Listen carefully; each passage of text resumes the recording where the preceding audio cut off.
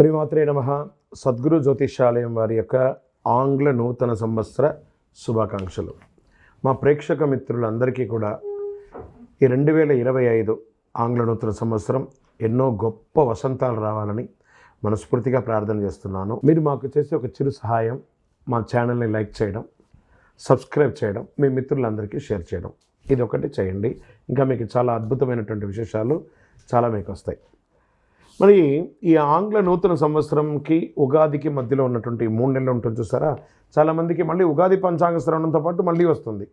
కానీ ఈ 3 నెలల గ్యాప్లలో ఏమేమి జరగబోతున్నాయి, ఓవరాల్ ఇయర్ ఎలా జరగబోతున్నాయి అనేది మనం చూసుకుంటాం. ప్రతి ఒక్కరికి ఒక ఫీలింగ్, ఈ కొత్త సంవత్సరం నాకు ఏం జరగబోతుంది, నేను ఈ సంవత్సరం నాకు వివాహం అవుతుందా, ఉద్యోగం వస్తుందా, నా వ్యాపారం బాగుంటుందా, నా రాజకీయం బాగుంటుందా, నేను ఎలా ఉంటాను అనే ఒక ఆలోచన అంతా కూడా ప్రతి ఒక్కరికి వస్తూ ఉంటుందన్నమాట. దాన్ని దృష్టిలో పెట్టుకొని ద్వాదశ రాశి ఫలితాలన్నిందరికీ కూడాను మనం చెప్పబోతున్నాం. ద్వాదశ రాశుల్లో ఉన్నటువంటి రాశి ఫలితాలన్నీ కూడా గోచార గ్రహస్థితులను దృష్టిలో పెట్టుకొని మీకు చెప్పడం జరుగుతుంది. మళ్ళీ చెప్తున్నాను, రాశి ఫలితాలు అనేది పడుతున్న వర్షానికి ఒక గొడుగే కానీ రాశి ఫలితాలు జీవితం కాదు. ఈ పడుతున్న వర్షానికి గొడుగు మాత్రమే కానీ జాతకం జీవితం కాదు. మీరు మిమ్మల్ని నమ్మండి, మీ ఇష్టదైవాన్ని నమ్మండి, దైవ ప్రార్థన చేయండి. ఇంకనూ మీ రాశి ఫలితాలన్నీ పొందాలని అనుకుంటున్నవారు మీ పరిసర ప్రాంతాల్లో ఉన్నటువంటి సద్గురువుని ప్రార్థించండి. వారి దగ్గర పోయి మీ యొక్క date of birth, time of birth తెలపండి. లేదా మా ద్వారా తెలుసుకోవాలనుకుంటున్నారా, ఈ కింద ఉన్న నెంబర్కి వాట్సప్ చేయండి. ఈ అయ్యప్ప సీజన్ ఉండడం వల్ల జనవరి వరకు చాలా బిజీగా ఉంటాం కాబట్టి జనవరి తర్వాత వ్యక్తిగత జాతకాలు చెప్పడం జరుగుతుంది. మీ ఏ వివరాలైనా వాట్సప్ చేయండి, మా అడ్మిన్ మీకు రిప్లై ఇస్తూ ఉంటారు. జ్యోతిషాస్త్రరీత్యా ద్వాదశ రాశుల్లో మొట్టమొదటిది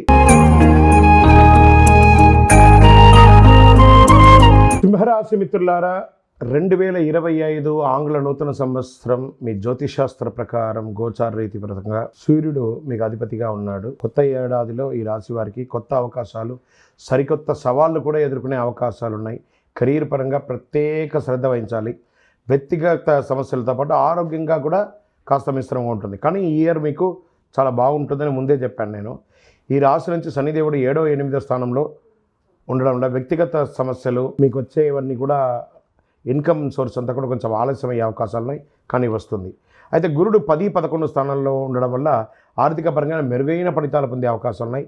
ఏడాది చివరిలో శుభ ఫలితాలు చాలా ఎక్కువ ఉంటుందని కూడా చెప్పచ్చు. కొత్త సంవత్సరంలో సింహరాశి వారికి ఏ శుభాశుభ ఫలితాలు ఎలా అని చూస్తే ఆర్థిక పరంగా మెరుగైన ప్రయోజనాలు పొందడంతో పాటు ఊహించని డబ్బు వచ్చే అవకాశాలు ఉన్నాయి. భూమి ద్వారా, స్పెక్యులేషన్ ద్వారా, వ్యాపారం ద్వారా, ఉద్యోగం ద్వారా అన్ని రకాలుగా అద్భుతాలు పొందుతారు.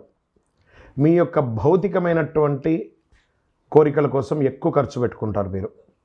ఏడాది మధ్యలో గురు భగవానుడు 11వ స్థానం నుంచి కొత్త ఆదాయాలు పెరిగే అవకాశాలు ఉన్నాయి.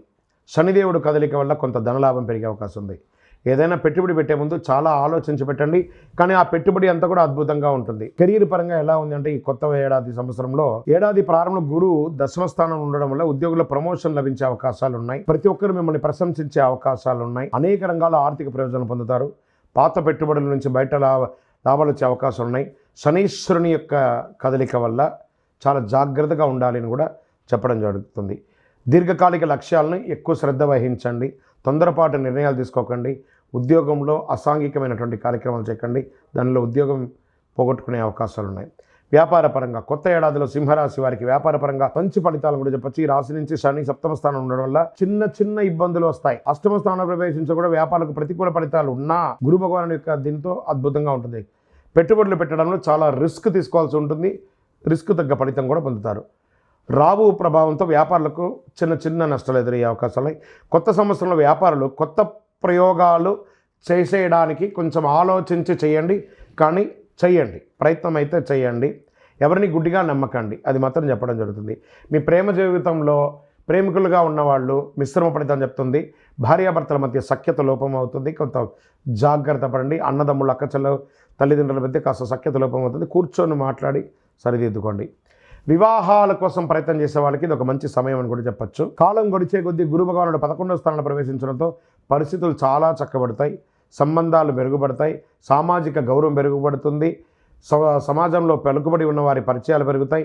మీ వ్యక్తిగత జీవితాల్లో నిర్ణయాలు చాలా తెలివిగా తీసుకుంటారు, గౌరవం పెరుగుతుంది. కుటుంబ జీవితంలో మీకు అన్ని రకాల మద్దతు పొందే అవకాశాలు, గురు శని ప్రభావంతో మిశ్రమ ఫలితాలు పొందిన ఇంట్లో ప్రశాంతమైనటువంటి వాతావరణం ఉంటుంది.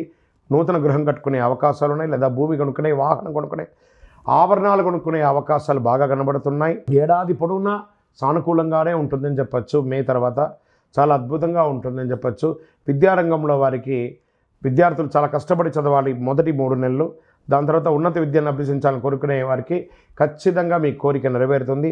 న్యాయ రంగంలో, విద్యారంగంలో, డాక్టర్ రంగంలో చదువుకున్న వాళ్ళందరికీ వీళ్ళన్నిటి కూడా చాలా అద్భుతమైనటువంటి అవకాశాలు కనబడుతున్నాయి.